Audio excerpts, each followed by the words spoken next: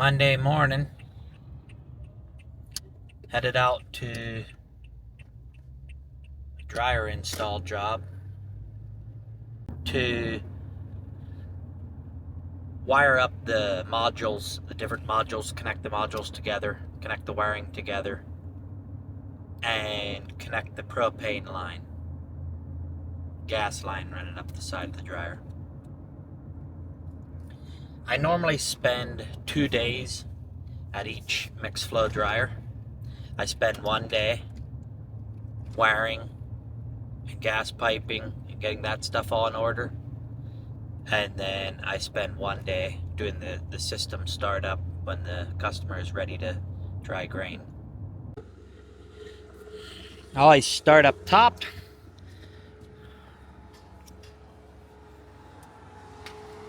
Look at that. You can see the plate in there. Keep grain from flowing over the top of my fill switch.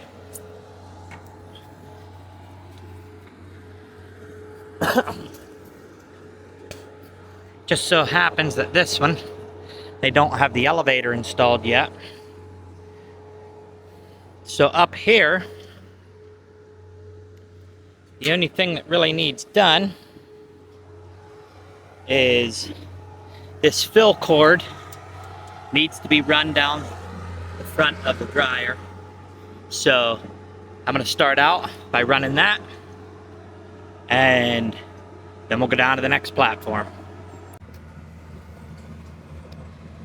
After getting the wiring run, I realized this box is not installed correctly. So I'm going to turn that straight with this here top towards the end of the dryer and tighten that up. Got everything wrapped up top here. Got the valve and the grain level switch installed correctly. Checked the wiring in there. That was all done right. The wire clip I put on here, I always just use a regular black clip, but I smashed that with my pliers some. That way it pinches the wire so that we have some loose wire here and it's not pulling on the box. And then I run the wire down through there. So we're all done up top here. Now we'll work our way down the back of the dryer. Okay, we're at the back of Plenum 1. Now there's a 1606, so it only has one plenum. Just gonna do a little walking around, inspecting. Floor has quite a bit of dirt on it. I'm not gonna worry about that yet. If we look up here, the temperature sensors. I got another broken screw. Make sure the sensors aren't rubbing on anything. Should be good. I'll pop a new screw in there. Right here above the burner. Pop a new screw in. We'll be all set in here. Okay, I got a new screw. Put in that front fastener there. Everything else in here seems to be well done. So I'm done in here until I show up to start the dryer, and then I'll sweep the plenum. We go out the back door, close that plenum door. We have the door switch here. We need to make sure that is adjusted so it's got the button pushed in the whole way, which it is. This nut needs to be tightened if it's not tight. This one was loose. Then we have wire runs over, drops down here, and there the coil wire is. So I'm gonna undo that coil wire, drop that down, and then we'll move to the bottom back of the dryer. This is a cooling plenum. Looks like everything's out of there. We'll need to go in there when we go to put the, we'll have to go up in the front there to put the air line into the fan for the air switch once we're done doing the front of the dryer. So we're just going to let the cooling plenum go for now. On the back here, we ran our wire down from the top door. That's got to come down. It's got to go into this box right here. This is the door switch for the cooling plenum. That wires into here. And this wire got to go into there also. When you open up this junction box, you're going to see there's little jumper wires in here. You got 2 wires wired in. The wire going front to the main panel, which goes to the bottom corner, to the opposite top corner. Then you got this here, which is your cooling door switch. Then you have these orange jumper wires in here. And all you do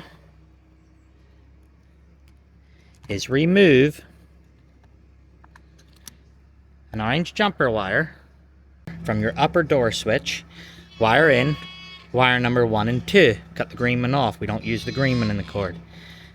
And then if you have a 1610 or 2409 where it's got 2 upper plenums, then you remove the second jumper wire and put it in.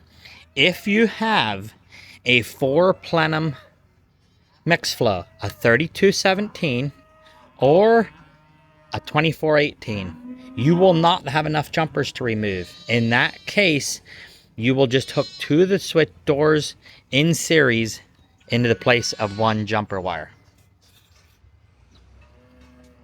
That wire, close up that box, and then we got to wire up the static sampling wiring from the unload. Moisture sensor wire is tied up here. So we got to take that down, run that back here to the moisture sensor location. This wire here coming out of this box, you see it's pulled out there, it's not in right. We'll need to put that in right and run this wire front along the conveyor with the moisture sensor wire, but then this wire will go up to the box on this side, which is the rear wiring box. That's the box we wired the door switch in. This is the box we're going to wire the static sampler in. Connecting the wire from the actuator on the unload, comes up here, goes into this box. When you go to wire it up, you're going to connect, each wire in that cord has a number printed on it. Not sure if you can read that, probably not.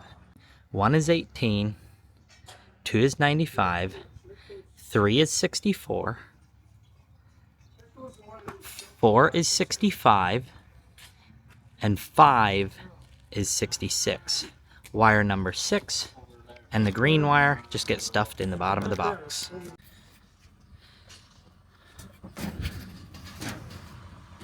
So we got the temperature sensor wire, runs front here.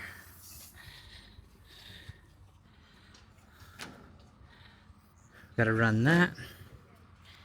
We got another one right there. We got to run hanging on there. We'll need to run that around.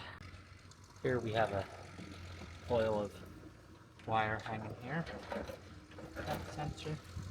We have our wires coming from the burner here. The AC and DC wiring. Also, if you can see in here, we have the air line for the air switch right here. That has the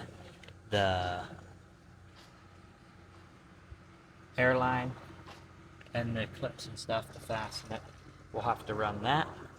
I'll show you once it's done what that looks like.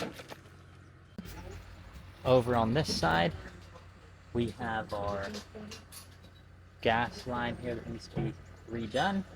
That needs to be installed the way it's supposed to be. That's not correct. We have our wire hanging down from the fill switch. We need to fix that. And we'll need to put a cap on the top of the gas pipe there. They forgot to send the tap, so we're gonna need to put a cap on there. I got one along spare from another job I did. But when starting on this end, I always start with the LP line, and to do the LP line, we need to start at the bottom because the bottom is fastened rigid where the gas line hooks up and the main gas valve is. So I start at the bottom and work my way up through doing the pipe connections for the LP gas.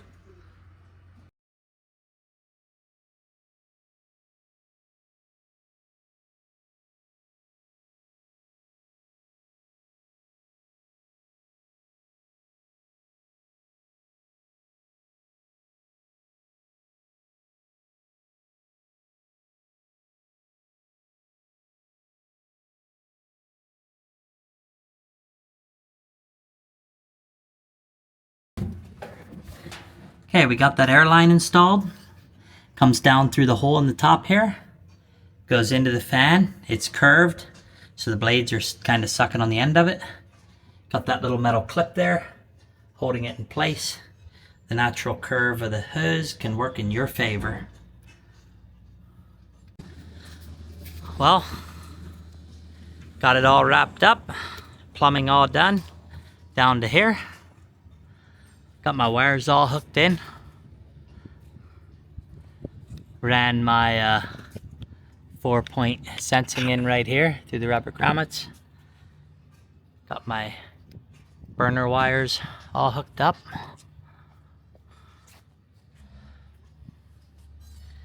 Got the electric wires and temperature wires run down the side here. And then underneath, like to have it that you don't really see them control wires from the outside. So that's all wrapped up. That's only a 1606. So it turned out that I was able to wrap it up by lunchtime. So that worked out pretty good. Bigger dryers takes a little longer.